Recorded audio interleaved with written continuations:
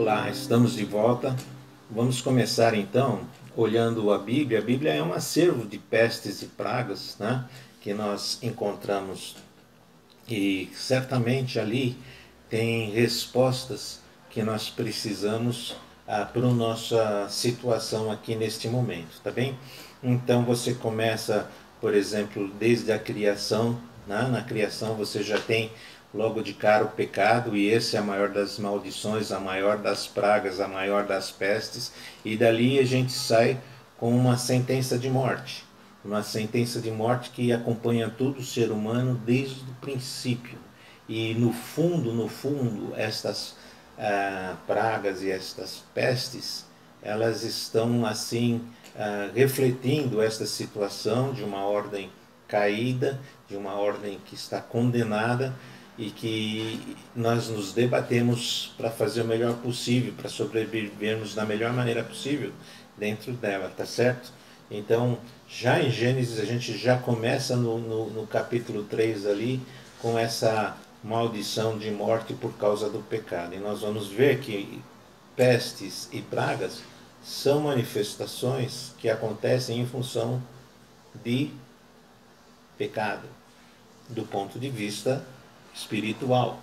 Então, quando você começa lá no Êxodo, nós já temos de cara as 10 pragas que tem a ver com o plano de Deus para libertar o povo, né? E dentro destas pragas, é só uma coisinha que você tem que ter em mente, assim: a praga é uma evocação de um mal, é alguma coisa que pode acontecer na natureza, pode acontecer com os animais e pode acontecer com as pessoas. E peste são doenças. Então, uma peste pode ser uma praga, mas nem toda praga é uma peste, tá certo? Então, nós olhamos os 10 mandamentos, você tem granizo, você tem gafanhoto, você tem água se transformando em sangue, piolhos, e você tem, assim, moscas, mas você tem também uma praga que fala de feridas purulentas. E aí já é uma peste, porque está mexendo com a saúde de cada indivíduo, tá certo? E depois ele fala, por exemplo, de trevas, e as trevas também afetam a vida e põe as pessoas também de quarentena, se você entende o que eu estou falando. E por fim você tem a morte dos primogênitos, tá certo? Então essa é uma situação primeira de manifestação que Deus fez para tirar o povo do Egito. E dali para frente eles saem do Egito, e a primeira coisa que eles fazem quando eles chegam no deserto, enquanto Moisés sobe ao monte para receber as tábuas da lei, eles constroem um bezerro de ouro para fazer adoração. E tem aquela, quando Moisés chega descendo com as tábuas na mão, aquela algazarra e o pessoal fazendo os sacrifícios lá. E aí começa imediatamente Deus responde com uma praga imediata. Ele exige que as pessoas envolvidas sejam mortas. E naquele momento os levitas executam 3.000 dos seus, vamos dizer, da sua irmandade, dos seus patrícios. 3.000 morrem até que Deus manda cessar esta situação. É a primeira situação assim crítica que o povo está envolvido e está tentando entender um pouco mais de como lidar com a santidade de Deus, tá certo? Depois daí, um pouco mais adiante, na viagem deles pelo deserto, eles começam a se queixar das comidas, tem saudade das comidas. Se você for lá em número 11, eles estão reclamando porque as comidas do Egito não estão mais disponíveis para eles. E Deus manda então as codornizes lá, e eles começam a se entupir de comida, e Deus fica irado com eles, que naquela glutonaria, naquela bagunça toda que eles estão lá, Deus manda a peste enquanto eles estão com a carne nos dentes. Você lê isso lá em Números capítulo 11, verso 33. Deus manda uma praga terrível enquanto eles estão de boca cheia ainda, né?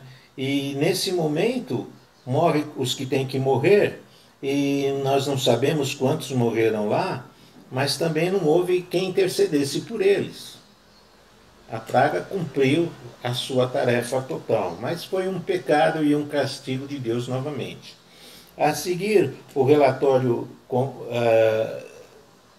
das pragas, das evidências, nós temos aqueles espias que vieram dar o relatório sobre a terra prometida. Eles tinham ido inspecionar a terra e voltaram com o relatório para o povo e foram muito pessimistas no relatório que eles deram, né? E tanto é que eles morreram ali imediatamente. Mas dali o povo começou a reclamar e o povo começou a se queixar. Você vai achar essa narrativa em Números 16, tá certo? E Deus fica irritado com o povo, né? E ele então manda uma praga. E eles começam a ser dizimados por causa dessa praga. E Moisés e Arão têm que interceder, então, para estancar essa praga, né? E ainda durante o êxodo no exército, mais uma vez eles reclamam pela escassez de pão e de água, e reclamam, e Deus manda também lá serpentes, né? Que vão dizimar o povo. O povo começou a ser picado de serpentes e Deus dá aquela instrução para Moisés levantar uma cobra de bronze em cima de um poste, e quem olhasse para aquela serpente de bronze estaria sendo curado da sua picada de cobra. E assim aquela praga, né, ela se dissipa, né? E depois Jesus mesmo também usa isso, falando que quem olhasse para o Filho do Homem lá no madeiro seria também salvo, né? E mais adiante nós temos a história de Balaão, né? Balaque, o rei moabita, ele contrata o Balaão para lançar uma maldição sobre o acampamento dos israelenses. Acontece que Deus tomava conta da boca de Balaão, da vida de Balaão, seja como for, e Balaão não conseguia, na hora de amaldiçoar, Deus punha a palavra de bênção na boca dele. Então, ele era um profeta mercenário, não era do estoque de Israel, ele não pertencia ao acampamento do povo de Deus que ele estava amaldiçoando, ele morava na Mesopotâmia, onde Balaque foi buscá-lo, e ele é contratado então para amaldiçoar o povo. Contudo, ele só conseguia abençoar. E depois da terceira tentativa, o Balaque ficou irritado, o rei lá de Moabe ficou irritado com o Balaão. E ele então falou: olha, pode ir embora e você não vai receber o dinheiro que eu prometi para você, não. Você não cumpriu a sua parte do acordo. Mas o Balaão, quando sai, ele deixa um conselho para o Balaque e para os moabitas. E o que ele diz? Que o povo de Moabe, as mulheres de Moabe, deveriam atrair os homens do acampamento de Israel para fazerem uma festa, um culto, um ritual pagão, aonde eles iam praticar sexo. E assim foi. E foi assim que aconteceu. Você vai pegar isso lá em Números 25. E Deus fica extremamente irritado, então, com aquela situação e manda uma praga. E naquele dia morreram 24 mil israelenses. 24 mil, num só dia. E aí você vê que a ira de Deus ela é provocada e Deus expõe a sua ira com pragas, com pestes, né? Depois dessa situação, nós podemos falar também, eles já estavam na terra prometida, né? E foram na guerra contra os filisteus resolveram levar a arca da aliança como troféu de guerra. E quando eles levaram a arca lá para Ofel, colocaram no templo do deus deles, o Dagon, primeiro Deus derruba a arca, a presença da arca, derruba a estátua do rei Dagon, que se espatifa e começa a aparecer tumores. E eles percebem que o tumor é em função da presença da arca no meio deles. De tal forma que eles trazem de volta a arca para dentro do território de Israel, falando, oh, nós não queremos mais esse negócio não. Então Deus mostra a autonomia dele, não precisa nem de ninguém para ele exercer os seus juízos e expressar a sua ira com o que está acontecendo. E foi assim que aconteceu nessa situação. Em seguida também, mais adiante, nós vamos fazer um salto e nós vamos lembrar de Davi. Davi já estava estabelecido como rei. E Davi, contrariando a orientação que ele tinha recebido de Deus através do profeta Natã, ele decide então fazer um recenseamento. E Deus mandou Natã lá e falou, você desobedeceu. E agora você vai escolher dentro de 3 possíveis punições, e a que ele escolheu foi que Deus punisse eles com uma praga. E a praga começou a alastrar. E morreram naquele dia daquela praga 70.000 pessoas. Você pega isso aí lá em 2 Samuel capítulo 24, no verso 15. Então, nós temos aqui que Deus se manifesta com ira contra o pecado. E um dos instrumentos que Deus usa pode ser a guerra, por exemplo. Mas que ele com frequência usa é a praga, é a peste. Então, quando nós olhamos por essa ótica, nós podemos já ter uma ideia do que está acontecendo conosco. As regras, o acordo, a aliança de Deus com o povo de Israel, você tem lá nos capítulos 28 e 29, né, que a gente conhece muito o capítulo 28, que ele fala das bênçãos e maldições, né? E você vê que ali era um acordo voluntário. Nem quem não quisesse não precisava aderir àquele acordo. Contudo, eles sabiam o seguinte, fora de Deus não tem vida para nós. Então nós temos que fazer essa aliança para ter vida. E Deus prometia terra, Deus prometia proteção dos inimigos, Deus prometia saúde, Deus prometia fertilidade e longevidade. Mas, dentro das condições, das regras de Deus, lá no capítulo 28, também existem pragas, também existem pestes, e fica a critério do povo o que fazer.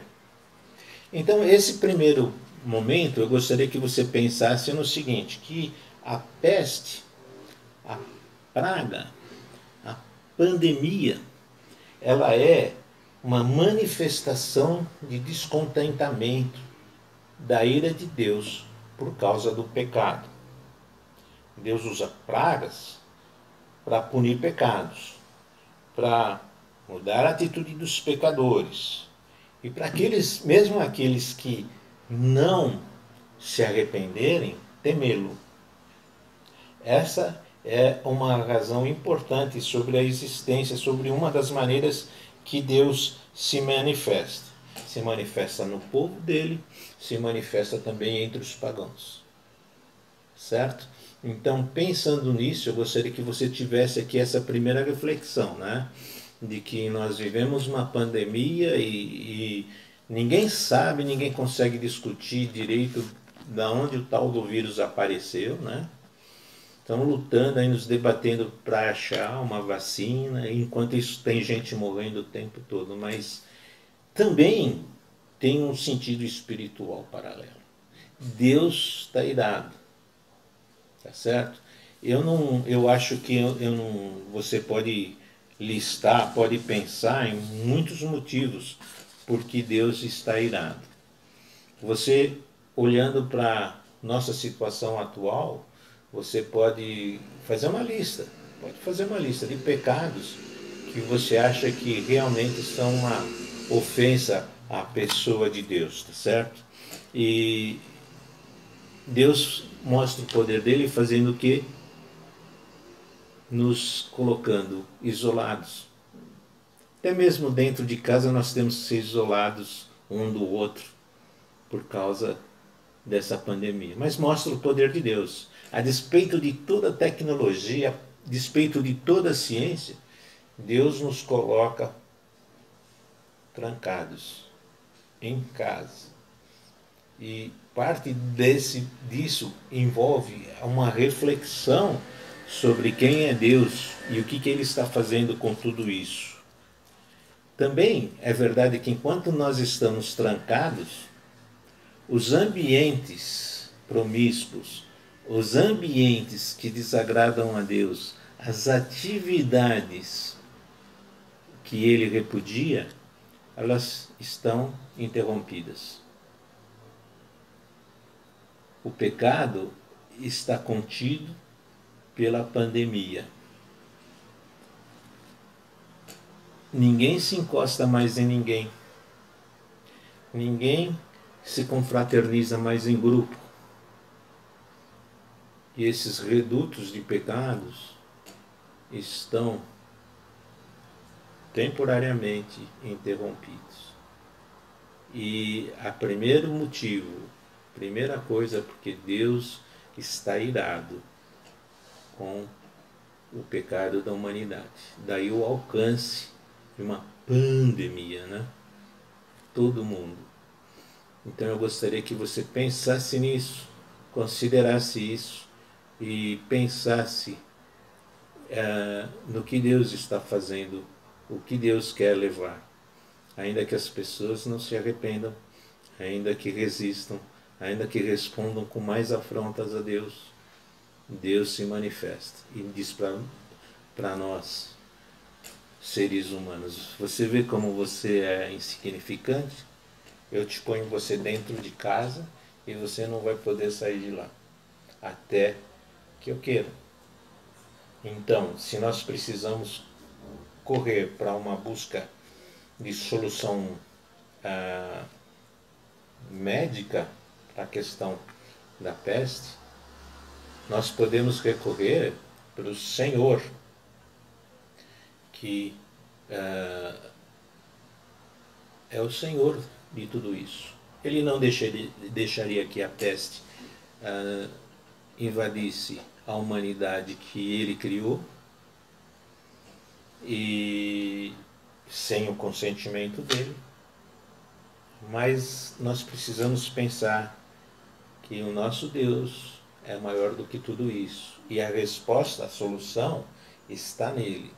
E se nós, como filhos, somos filhos dele e cremos que ele tem esse poder, é a ele que nós temos que buscar a solução dessa situação.